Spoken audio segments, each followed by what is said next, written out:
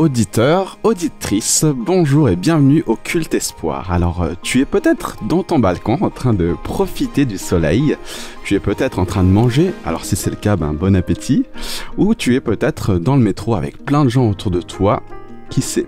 Où que tu sois le bienvenu, tu es ici, chez toi. Alors le Culte Espoir, c'est quoi ? C'est une émission où l'on aime parcourir la Bible, où l'on aime écouter des personnes qui témoignent de leur vécu avec Dieu. Nous avons aussi des invités qui viennent nous partager régulièrement des messages qui leur tiennent à cœur. D'ailleurs, avant de t'introduire notre invité du jour, faisons un petit tour de table. Mildred et Emma, bonjour. Bonjour. Salut Brian. Comment ça va ? Ça va plutôt bien, ouais. Je suis contente d'être avec vous. Moi aussi, je suis contente. Plaisir partagé.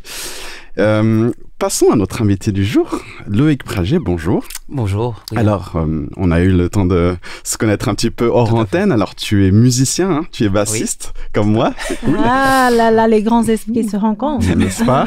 Tu es aussi étudiant en théologie, c'est ça ? Tout à fait. À la faculté adventiste de Collonges, c'est Exactement, ça ? tout à fait, en deuxième année. Ok. Qu'est-ce qu'on pourrait rajouter de plus sur ta présentation ? Alors, la présentation que j'aurai à développer sera relative à l'arc-en-ciel. Alors, je propose un voyage coloré à travers le texte biblique pour tirer l'essence existentielle que nous pourrons trouver dans le texte. Voilà. C'est vrai qu'on aime tous regarder l'arc-en-ciel. Hein? Ouais, on est toujours enchantés. C'est très joli, ouais. Que l'Esprit t'inspire et nous guide dans la découverte des trésors de la Bible. Auditeurs, auditrices, bonne écoute.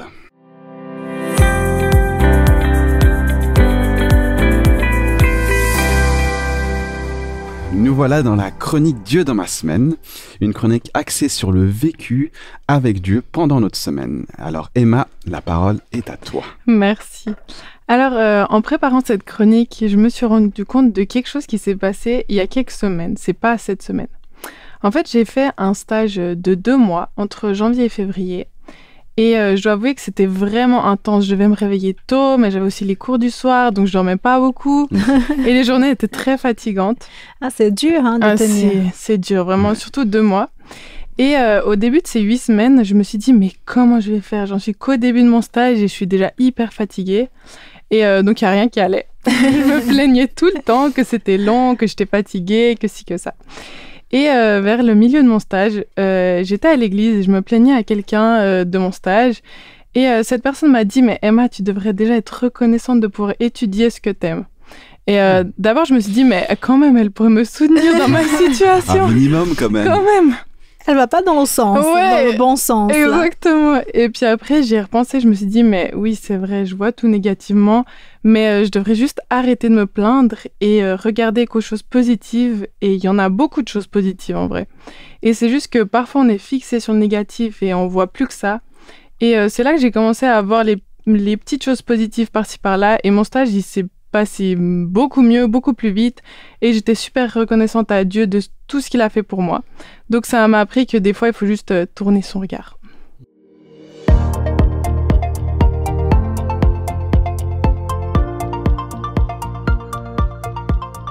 Alors, pour la chronique promesse du jour, j'aimerais te lire un verset qui t'invitera justement à tourner ton regard, comme tu disais, Emma. C'est une parole qui soutient et qui rend plus fort dans les souffrances. Elle se trouve dans l'Ancien Testament, le livre d'Ésaïe, au chapitre 41, le verset 10. Il est dit ceci. « N'aie pas peur, car je suis moi-même avec toi. Ne promène pas de regard inquiet, car je suis ton Dieu. Je te fortifie, je viens à ton secours. Je te soutiens par ma main droite, la main de la justice. » Alors, auditeurs, auditrices, sois abondamment bénis et soutenus par notre Dieu aimant.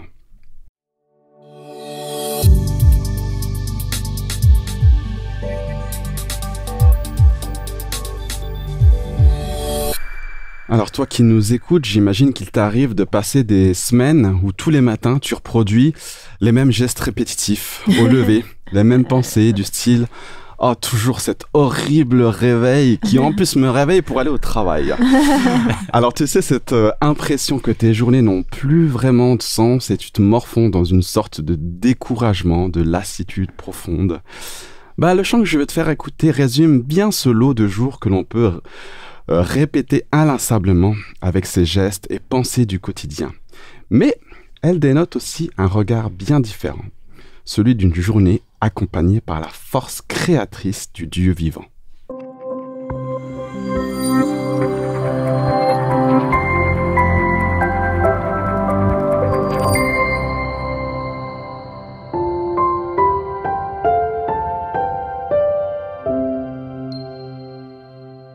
Pour cette chronique Dieu agit, Amandine a été à la rencontre de Béa. Elle avait entendu une partie de son témoignage dans son église et celui-ci l'avait beaucoup touchée.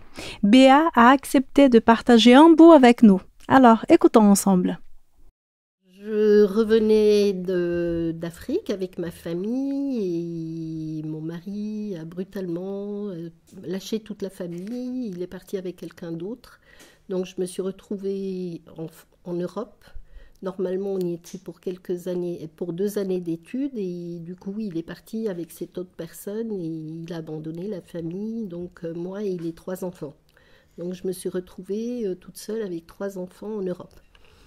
Et j'avoue que le moral était en berne, très en berne. Mais j'avais déjà fait une expérience avec Dieu quelques années avant. Peut-être ça sera un autre témoignage, je ne sais pas. Où j'ai appris vraiment dans mes tripes que Jésus m'aimait et qu'il m'aimait inconditionnellement. Donc j'avais cette force que je savais que même si moi je me trouvais nulle et archi-nulle, Jésus, pour lui, j'avais de la valeur. Et ça m'a donné de la force à passer dans tout ça, même si j'ai passé par des moments où je ne voyais mais plus rien de positif dans ma vie, quoi. Alors, je n'ai pas mis Dieu en question suite à l'expérience que j'avais eue avec lui. Je savais que c'était du domaine absolument humain. Mon mari est un homme humain, comme moi, je suis une femme humaine. J'ai probablement mes torts, lui, il a ses torts. Et donc, ça se passe au niveau humain. Et ça se passe au niveau de la tension qu'il y a entre le bien et le mal. C'est vrai que j'ai eu pendant cette période l'aide d'une psychologue qui m'a aidée à faire les démarches au jour le jour. Ça m'a beaucoup aidée. Il y a eu des moments très sombres où vraiment je n'arrivais plus à voir quoi que ce soit de positif. Et j'étais à questionner Dieu, mais voilà, comment est-ce que je vais m'en sortir? Et alors, tu as fait quoi?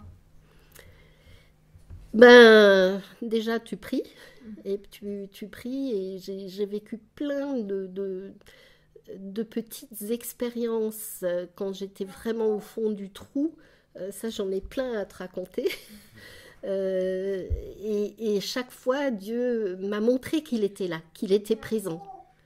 Et qu'il était là, je ne sais pas, une fois j'étais découragée, je suis allée dans la forêt pour pleurer parce que j'en pouvais plus, je ne voulais pas montrer aux enfants que j'étais découragée. Il y a un renardeau qui est venu s'asseoir devant moi. Mais je vais dire, ce n'est pas des choses naturelles. Un renardeau, il ne vient pas s'asseoir devant un humain. Et plein de trucs comme ça. Alors effectivement, mon regard était plutôt négatif surtout. Je voyais tout ce qui n'allait pas, tout ce que j'arrivais pas à faire. Et une amie a eu l'idée géniale de me dire, Béa, si tu veux t'en sortir, il faut que tu changes ton regard. Difficile. C'est pas évident. Effectivement, elle m'a dit, écoute, prends un petit carnet et puis note chaque jour ce qui t'arrive de positif. Et puis, comme j'avais quand même au fond de moi l'envie de m'en sortir à cause de mes enfants, je me suis dit, bon, ok, je vais trouver un carnet, un tout petit carnet. J'ai regardé les carnets que j'avais à la maison, mais ils étaient tous trop grands. Et j'ai fait, je sais pas, 3-4 papeteries. Et finalement, j'ai trouvé un tout petit carnet de 2 cm sur 5 ou 3 sur 5. C'est vraiment un tout petit carnet. Et je me suis dit, bon, ça va le faire. Donc, tu vois comment j'étais dans ma tête. Je voulais bien suivre le conseil de mon ami. mais c'était difficile. Et puis je me suis dit, bon, qu'est-ce que je vais marquer là-dedans? Bon, comme il arrive rien de bien, je vais noter quand quelqu'un me salue. Et puis petit à petit, à force de marquer toutes ces petites choses, mon carnet, la page ne suffisait plus pour la journée. À un moment donné, j'ai dit, ben voilà, il y a beaucoup de choses positives, effectivement. Donc, pourquoi me concentrer sur ce qui ne va pas, au lieu de me concentrer sur ce qui va et ce qui est positif? Et c'est là, effectivement, que j'ai pris une décision. C'est un choix que j'ai décidé. À partir de maintenant, chaque jour, je vais souligner en rouge dans ma tête ce qui est positif. Donc aujourd'hui encore, là tu n'es plus en dépression, t'es non, sortie pas du de cette tout. période. Je suis absolument sortie. Et aujourd'hui, tu continues à prendre des notes dans un carnet du coup? Non, je continue pas à prendre des notes dans un carnet, mais là, quand vous êtes arrivés, je vous ai dit, j'ai passé la journée au jardin, c'est magnifique, il y a les jonquilles qui commencent à s'ouvrir, il y a les abeilles, elles bourdonnent. Là, j'étais voir mes abeilles, elles sont jaunes de pollen, quoi. Elles ont des pelotes. Il y en a qui arrivaient même pas à atterrir sur la ruche parce qu'elles étaient trop lourdes. Et je trouve ça marrant, quoi. Toutes ces petites choses, je les vois maintenant. Je les vois et je trouve ça magnifique. Et du coup, je suis heureuse. Puis tu m'as dit que ça a aussi impacté ta manière de prier et de vivre ta foi avec Dieu. Ben oui, parce qu'avant, c'était des demandes, que des demandes à Dieu. Et alors là, je peux le remercier pour tout ce qui est positif. Hein, c'est comme quand on rencontre un ami et que cet ami te raconte tous les malheurs qui lui arrivent, ben finalement, c'est triste, quoi. Et Dieu, il est plus triste avec moi parce que j'ai plein de choses à lui dire que j'ai vécu de positif, quoi. J'ai l'impression que ça le fait sourire. Est-ce que tu as envie de conclure ce témoignage par quelque chose que tu as envie de transmettre aux auditeurs? Alors en fait, j'ai été un peu plus loin dans ma démarche en me disant que effectivement Dieu, il me voit dans mes côtés positifs. Alors moi, je peux aussi voir mon prochain, l'autre personne, dans son côté positif. Et je souligne aussi, quand je rencontre quelqu'un, les côtés positifs.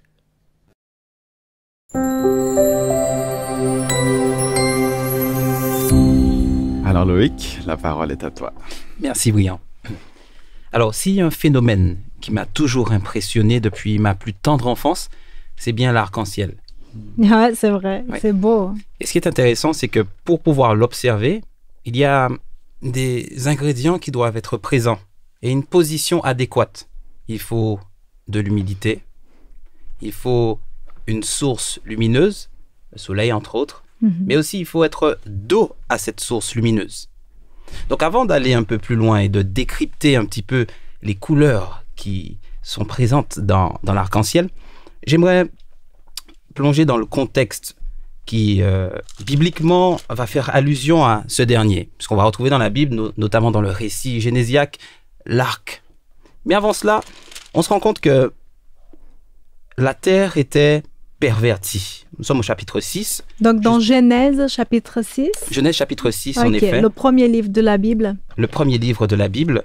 Et dans celui-ci, on retrouve une description assez quand même intense et négative de ce qui se produisait sur la terre. On retrouve verset 5. Le mal des humains était grand sur la terre était pervertie. Il y a une certaine redondance des termes négatifs.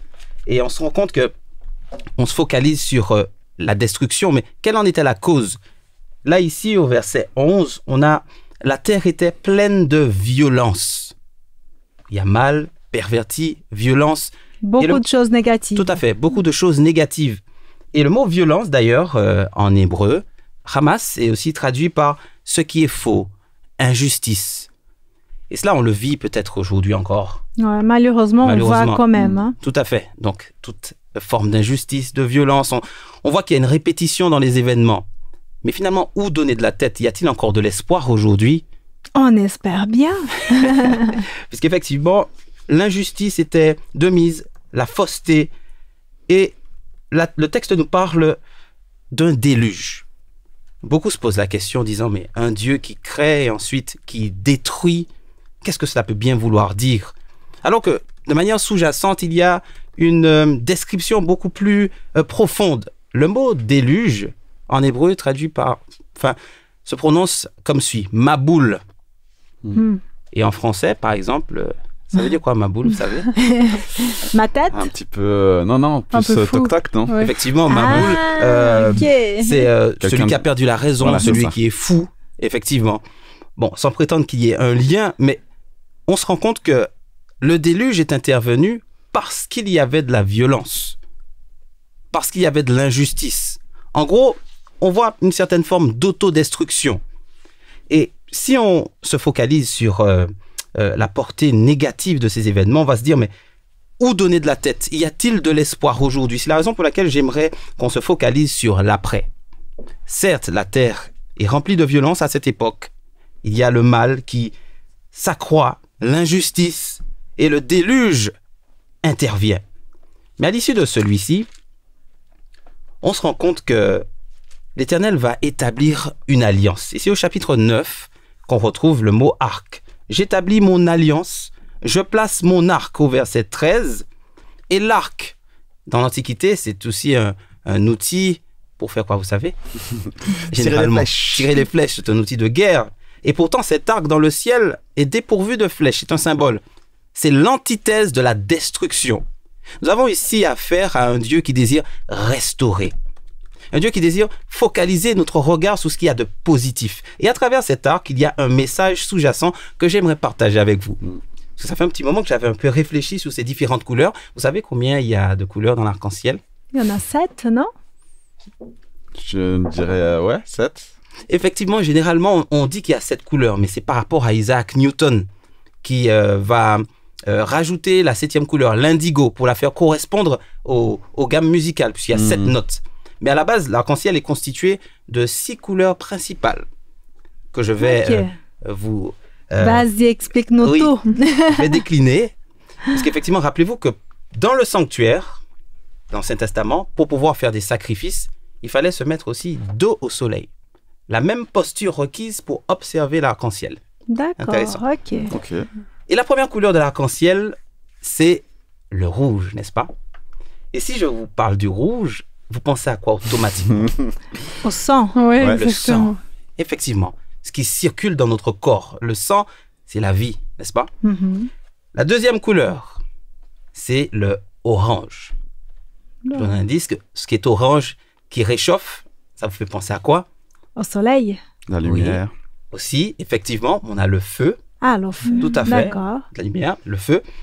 C'est vrai que le soleil est rouge, plutôt jaune. Hein? Tout à fait. Mais en tout cas, le principe est bien présent. Donc, il y a le rouge, le sang. Deuxième, le feu. Troisième couleur. Après, est-ce que vous pouvez deviner? Après. Ouh là là, tu nous poses des questions difficiles. Rouge, violet, orange. Vert. Tu l'as dit pour le soleil? Jaune. Jaune, effectivement. Après le jaune, on a le vert. Après le vert, on a le bleu. Et après le bleu, on a le violet. Donc, si on tente de décrypter le message qui est encapsulé dans cette alliance, le rouge, c'est le sang. Le orange, c'est le feu. Le feu représente dans la Bible la présence de Dieu. Tout à fait. N'est-ce pas? Ouais. Le jaune, ça fait penser à l'or, n'est-ce pas? L'or éprouvé par le feu. C'est une expression également qu'on retrouve dans la Bible. Ouais. Et dans le sanctuaire, il y a le chandelier d'or qui sert à éclairer, n'est-ce pas? Le vert maintenant, lorsque vous pensez au vert, vous pensez à la nature. À la nature, à la croissance. Effectivement. Le bleu, dans le texte biblique, notamment le sacrificateur, le souverain sacrificateur, sur son pectoral, il avait aussi une portion bleue. Il y avait les pierres, les 12 pierres, mais il y avait aussi du bleu. Et dans le livre de Nombres, il y avait un cordon bleu qui était sous le pan de la robe qui devait rappeler les commandements. Okay. En gros, le bleu, dans la Bible, peut représenter aussi l'obéissance. Et le violet, la dernière couleur, on peut dire aussi pourpre, c'est dans l'Antiquité, Cette couleur était utilisée pour la royauté. Exact, les vêtements. Donc, si on reconstitue, j'ai répété plusieurs fois volontairement pour que ça puisse bien rentrer. On va plus oublier, j'espère. J'espère. Et rappelez-vous que le chiffre 6, c'est un nombre d'hommes. L'homme a été créé aussi le 6e jour. Donc, il y a un message destiné à l'humain. Rappelez-vous que la terre était bafouée. Il y avait le mal, la destruction, cette autodestruction. C'est Maboul, rappelez-vous du mot déluge. C'est intéressant, il y a des c'était la folie. Oui, c'était la folie. N'y a-t-il pas un clin d'œil ici? Probablement. En tout cas, le sang représente la vie. Et dans une perspective christique, nous savons que le Christ nous a donné son sang. Son sang a coulé pour que nous soyons sauvés, n'est-ce pas? Et lorsqu'il est mort, il a laissé son esprit. Vous savez, le Saint-Esprit est descendu sous forme de langue de feu. Par la suite, lorsque son Saint-Esprit est descendu, il y a le jaune, rappelez-vous le chandelier, qui éclaire pour que nous soyons la lumière du monde. Et cette lumière a pour objectif d'être en harmonie avec la création. Parce que Dieu désire restaurer le verre. Mais cette restauration ne peut se faire si nous ne sommes pas attentifs et que nous ne respectons pas, rappelez-vous le bleu, ses commandements. Et lorsque nous serons dans cette synergie et dans cet état d'esprit, nous pouvons ainsi parvenir à la royauté. Voici le message qui est encapsulé, en tout cas selon l'interprétation que on va je plus propose regarder, aujourd'hui. on va plus voir l'arc-en-ciel de la même manière. Tout à fait. Donc il y a dans ce message une volonté de tourner les regards sur ce qui est positif et que l'exemple du Christ doit être ancré dans nos esprits.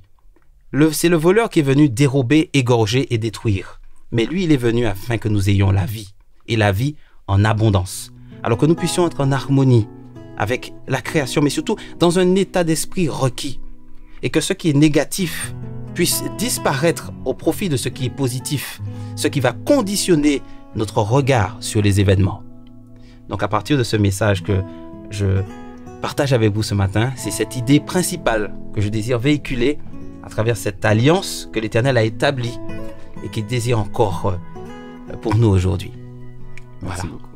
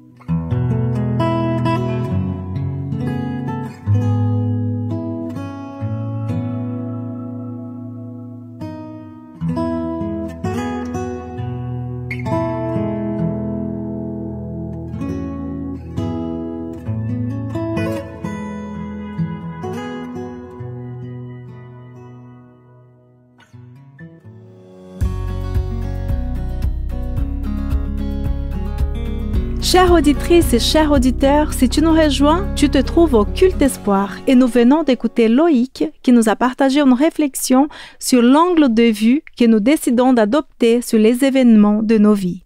Si tu regardes le symbole de l'arc-en-ciel, un des signes de l'amour de Dieu et d'alliance que Dieu a fait avec son peuple, celui-ci est né, selon l'histoire biblique, au cœur d'une histoire de déluge, une grande pluie qui a apporté de la destruction. Alors, Brian, Emma, et toi qui nous écoutes, bien sûr, ça vous parle ? Ouais, moi j'ai trouvé très intéressant. J'avais jamais entendu parler des couleurs avec qu'est-ce que ça signifie et tout et tout. Et je trouve vraiment intéressant de voir que des fois, s'il y a vraiment une répétition du négatif et tout, donc le déluge, donc la destruction et tout, et si on tourne juste son regard et on voit l'arc-en-ciel qui vient après, et toutes ces couleurs qui signifient quelque chose de positif. Moi, j'ai trouvé ça très beau. C'est vraiment l'importance du regard qu'on apporte sur quelque chose. Moi, je comprends un peu mieux pourquoi, étant petit, je voulais toujours attraper cet arc-en-ciel. J'avais ce désir-là de vouloir l'attraper. Il était loin. Mais voilà, ce désir, surtout d'alliance, en fait. Tout à fait. Moi, ça reste une alliance. Nous, on fait entre humains si on veut se marier, voilà. Mais Dieu veut faire une alliance avec chacun d'entre nous. Et ça, je trouve vraiment mais juste incroyable. Et qu'il le signifie vraiment avec cette couleur, ces couleurs-là, cette beauté. Ça montre à quel point, en fait, il veut quelque chose de beau, de magnifique. Tout à fait. Tout à fait. Ouais, et nous, dans notre vie, alors, quel regard nous portons aussi sur les choses qui nous entourent? J'ai bien aimé, au tout début, Emma, ta chronique Dieu dans ma semaine. Et c'est vrai, des fois, on se focalise tellement sur ce qui est négatif qu'on n'arrive plus à voir la beauté, on n'arrive plus à retirer de leçons positives sur tout ce qui nous entoure. Tout à fait. Des fois, on est trop fixé sur nous, notre vie, notre quotidien.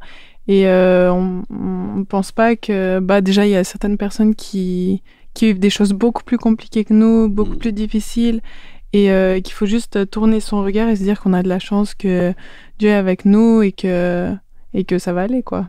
Mais c'est pas si facile parce que ça demande aussi un engagement de ta part. C'est-à-dire que c'est pas juste Dieu qui va tout faire, mais ça demande, comme tu le dis, en fait, de changer de regard. Mais c'est pas Dieu qui te change le regard dans un sens, c'est toi qui décides de dire, voilà, maintenant, je veux marcher avec Dieu, je veux être à ses côtés, mais c'est un engagement de ta part. Mais donc, est-ce que ça change complètement? Qu'est-ce qui change complètement? Je vais dire, ce n'est pas non plus... Bon, bien sûr que ça compte beaucoup, mais ce n'est pas parce qu'on a changé notre regard que tout sera parfait. Il ne faut pas vendre du rêve non plus. C'est clair, ça pourrait être bien mais comme ça. Ça peut prendre du temps, effectivement. Il y en a d'autres, ça peut être tout d'un coup, mais il y a d'autres histoires, il y a d'autres vécus, et là, ça prend plus de temps. Et ça, c'est pas grave. Dieu est là. Et chacun a son temps. Tout à fait. Et oui, vas-y. Oui, pour revenir sur ce que vous disiez, et notamment cette réalité qui parfois reste négative malgré la décision de voir les choses différemment. C'est-à-dire qu'on peut tomber, on peut rater, parce qu'on a toujours peur de l'échec. Et pourtant, l'échec est positif, parfois, bien souvent. Parce que l'échec nous permet d'aller plus loin. C'est-à-dire qu'il faut persévérer.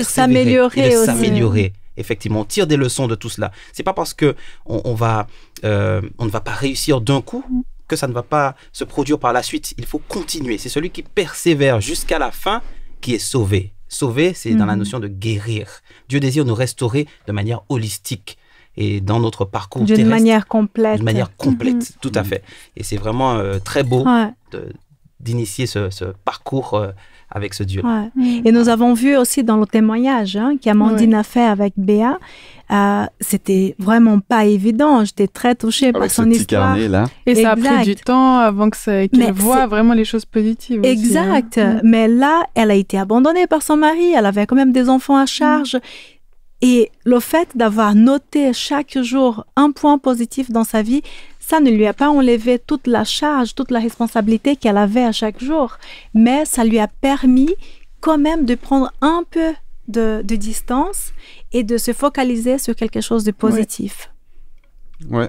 Et puis, pour revenir aussi à la chanson qu'on a écoutée, c'est vrai que dans nos sociétés, on est beaucoup...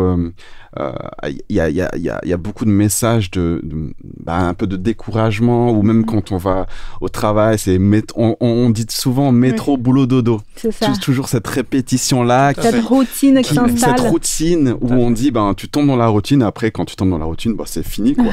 tu t'en sors plus, alors que si, en fait, tu peux t'en sortir. C'est pas évident, mais on peut. Tout à fait, c'est très beau ce que tu dis, parce qu'on se retrouve dans une certaine forme de spirale infernale. Et on retrouve cette même spirale dans cette violence successive juste avant le déluge. Et c'est une sorte d'autodestruction. Et sortir de ce paradigme mortifère, pour pouvoir se projeter vers un avenir plein d'espérance. Et c'est d'ailleurs ce que le texte nous propose. Voilà.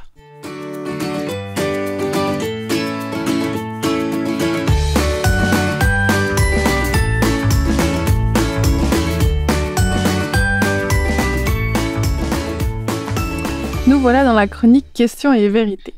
Dans cette chronique, nous aimons échanger avec notre invité sur son vécu de foi pour en savoir un peu plus sur comment Dieu fait partie de sa vie, de son quotidien. Loïc, tu as accepté de jouer le jeu de nos petites questions. Merci. Tout à fait. Bravo Loïc. Merci. Il n'a pas encore répondu. Hein. Ça va bien. Alors c'est parti. Tu as parlé d'état d'esprit qui conditionne notre vision du monde en lien avec notre foi en Dieu.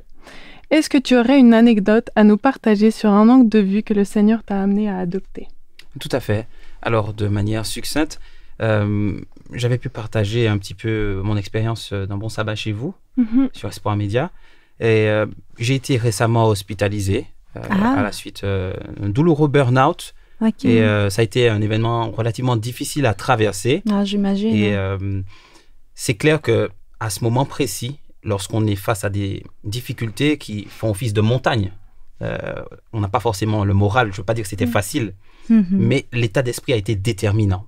Non seulement on a été solidaire et on s'est accroché au Seigneur, à ses promesses, et malgré ce qui était face à nous semblait négatif, nous avons réussi par la grâce de Dieu vraiment à surmonter cela. Et cette expérience, je m'y accroche. Parce que là, aujourd'hui, je suis avec vous. Et il y a 2 ans et demi, cela aurait été impossible. Ouais. Parce que d'ailleurs, les diagnostics n'étaient pas forcément très optimistes. Donc là, quand tu dis « on », c'était ta famille, je pense, qui était avec toi, qui t'entourait. Tout à fait, la famille. J'ai aussi eu beaucoup de prières de ma communauté en Martinique, où beaucoup de personnes ont pensé à moi. Parce que ça a été vraiment... Tu t'es senti soutenu? Je me suis senti soutenu. Oui, je me suis senti soutenu. Hein. Et j'ai eu vraiment des amis très très proches que j'ai rencontrés d'ailleurs ici, à mon arrivée à Collonges. Et rien ne se passe par hasard, mais dans la continuité de ce que nous avons déjà énoncé, le positif attire le positif. Lorsqu'on se focalise sur ce qui est vraiment... lorsqu'on a l'optimisme en soi, eh bien, le Seigneur nous permet de traverser les difficultés. Et ça, j'en suis convaincu. Et c'est ce que je voudrais transmettre à peut-être quelqu'un qui nous écoute, qui passe par une situation compliquée, c'est vrai, mais tout est possible à celui qui croit. Ça, c'est un verset, j'ai pris le devant peut-être. Ah, c'est vrai, justement, c'est ce qu'on allait te poser. Voilà. Ton verset, il se trouve dans quel... Vas-y, tu peux nous le redire. Tout à fait, alors j'en ai 2, effectivement, mais celui-là, c'est le principal. Tout est possible à celui qui croit. Ça se trouve Alors, ça se trouve dans l'évangile de Marc, au chapitre 13, et c'est une parole qui est attribuée au Christ, qui va encourager les disciples. Et dans cette perspective, tout est possible à celui qui croit. Ça montre que lorsqu'on a un but déterminé et qu'on s'y accroche, même si ce n'est pas forcément facile et qu'on subit des échecs, tôt ou tard, on finit par atteindre nos objectifs. Et c'est des fois, lorsqu'on se décourage, qu'on passe à côté d'une grande bénédiction. Et là, le fait déjà aussi d'être ici avec vous, c'est une bénédiction pour moi. Ah, pour nous aussi, bravo. Et le deuxième texte, c'est dans Jean 8, verset 32, « Vous connaîtrez la vérité et la vérité vous rendra libre. » Lorsque on fait cette rencontre authentique avec le Christ des Écritures, eh bien, on est libéré de toute forme d'aliénation. C'est vraiment une liberté. On se sent heureux, mais vouloir être des diffuseurs d'espérance. C'est d'ailleurs voilà, l'objectif. J'aime bien ce mot diffuseur d'espérance. Ah, ça inspire, hein, ça apporte quelque chose. Justement, c'est vrai que dans ton message, tu as beaucoup parlé de voir le côté positif des choses. Tout à fait. Et d'attirer son regard vers le positif. Et là, comment toi tu fais? J'ai déjà mon idée, hein, d'après ce que tu as raconté là. Comment fais-tu cela quand toutes les choses te semblent difficiles? Voilà, alors c'est vrai que je ne prétends pas apporter une solution ou bien le dernier mot sur le sujet. C'est vrai que c'est subjectif. En tout cas, par rapport à mon expérience personnelle, quand je me sens au plus bas, comme je l'ai dit, je continue à m'accrocher aux promesses du Seigneur.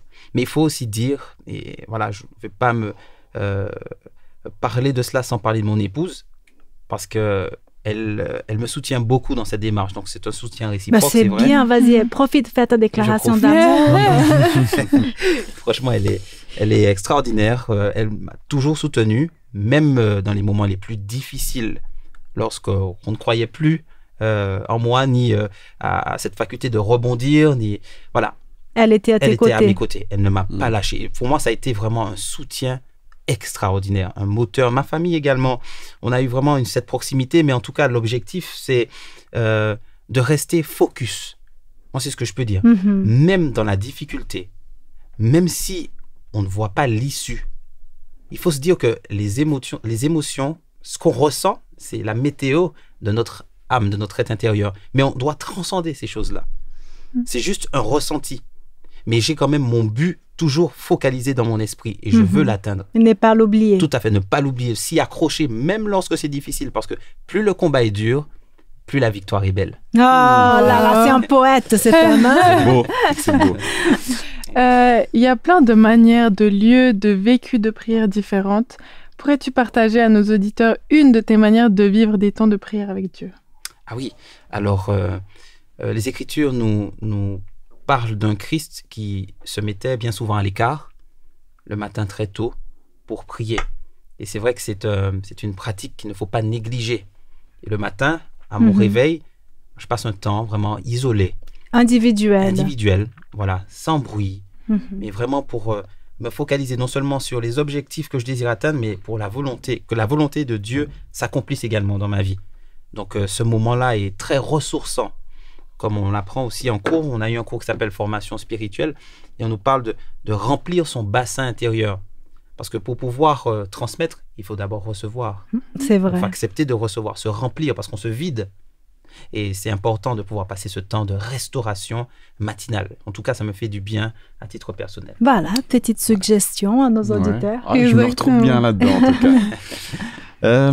Tu es musicien, hein, donc est-ce que tu aurais un chant que tu apprécies particulièrement, un chant chrétien? Oui, c'est vrai. Il y en a pas mal. Mais j'ai choisi celui-ci en adéquation avec le thème d'aujourd'hui, de ce culte. Le chant Persévère. Ah oui. Voilà. Si Dieu a mis un rêve dans ton cœur, écris-le, garde-le comme un trésor. Moi, je trouve ces paroles vraiment inspirées. Est-ce que tu pourrais nous dire l'auteur de ce chant? Alors, là, tu es en train de me poser une colle. Est-ce que c'est pas Olivier Chouat? Je pourrais pas vous aider. Lui, hein. Voilà. Super. Pour les auditeurs qui voudraient écouter ce chant. Parce que ces paroles donnent de l'espoir, mais surtout permet à ceux qui l'écoutent de ne pas renoncer à leurs rêves. Parce que bien souvent, la société nous pousse à mettre de côté ce à quoi on aspire. Et pourtant, Dieu, il désire que nous puissions nous accomplir, nous épanouir. Donc, si vous avez un rêve, quelle que soit la difficulté devant laquelle vous êtes, mettez-vous à l'esprit que vous êtes capable de l'atteindre, car le Seigneur est là et que tout est possible à celui qui croit. Bravo. Voilà. Et juste la dernière question, je peux? Oui. Est-ce que tu as un livre de la Bible préféré? Alors, oui. Là encore, c'est une question très difficile. Bah oui, on aime bien poser des questions difficiles ici. Tout à fait. Alors, il a fallu quand même trancher. Alors, ce serait le livre de Daniel. Voilà, le livre de Daniel. Difficile, hein, comme livre. Oui. Ce livre prophétique qui est aussi le miroir dans l'Ancien Testament de l'Apocalypse, le livre de la Révélation. Donc, pourquoi Daniel? Parce que l'attitude du personnage qui est décrit dans ce livre nous montre que malgré la déportation, malgré la situation qui allait en sa défaveur, en apparence, il a réussi à s'adapter. Et cette adaptation lui a permis de gravir les échelons et d'arriver à une place que Dieu a utilisée pour qu'il puisse accomplir la mission. Donc moi, je trouve vraiment cette résilience face à l'oppression remarquable. Face aux difficultés. Tout à fait. Bravo. Merci beaucoup à toi d'avoir participé à ce petit jeu de questions et vérités. Et toi, cher auditeur, tu as répondu quoi à ces questions? J'aimerais t'inviter à présent à un moment de prière avec Dieu. Où que tu te trouves, tu peux prendre un temps pour te tourner vers notre Papa Céleste. C'est Loïc qui va nous conduire et que ses paroles puissent devenir les nôtres. Nous te sommes infiniment reconnaissants en cet instant pour ce moment de culte que tu nous as permis de passer ensemble. Et nous sommes convaincus que lorsque nous sommes réunis dans un même état d'esprit, tu es présent parmi nous.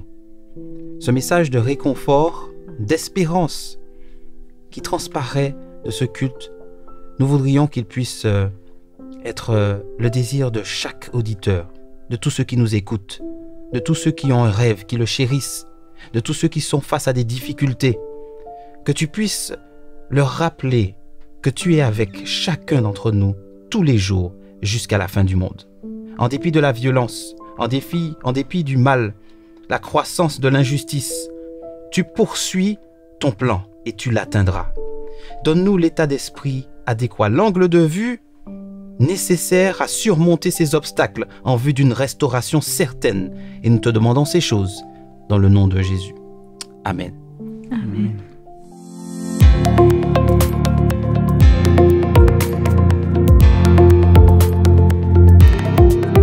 Alors, auditeur, auditrice, tu n'échapperas pas à l'action du jour. Alors, Emma, que nous proposes-tu? Il est venu le moment de mettre en action ce que notre invité nous a dit. Et il y a une chose qu'il a dit qui a particulièrement attiré mon attention. C'est l'arc-en-ciel, donc le fait de voir les couleurs et le côté positif au lieu de penser au déluge, au négatif. Et comme il l'a dit, voir le côté positif dans les choses qu'on vit, c'est un des ingrédients pour une vie plus heureuse et remplie d'espoir. Et si on essayait de voir le côté positif dans notre vie de tous les jours? Pour ça, je vous propose, chers auditeurs, un défi. Souvent, durant la semaine, on a des moments de bas, des moments où on est un peu trop stressé, où on ne voit pas la fin de la semaine. Et si on pensait à l'arc-en-ciel? Cela nous rappellerait la promesse que Dieu nous a faite avec l'arc-en-ciel, qu'il reviendrait. Si on a du mal à s'en souvenir, on peut mettre une photo d'un arc-en-ciel en fond d'écran du téléphone ou se dessiner un arc-en-ciel sur la main, je sais pas. Ouais, c'est une bonne idée là d'avoir cette image d'arc-en-ciel visible quelque part pour nous rappeler son importance, n'est-ce pas? Rappeler l'état d'esprit dans lequel on peut le voir. Exactement. Et pour ceux et celles qui veulent aller encore plus loin, tu peux, comme Béa dans le témoignage Dieu agit, investir dans un petit carnet ou juste noter dans ton téléphone ou garder en tête pour tes prières du soir des détails de la journée pour lesquels tu es reconnaissant.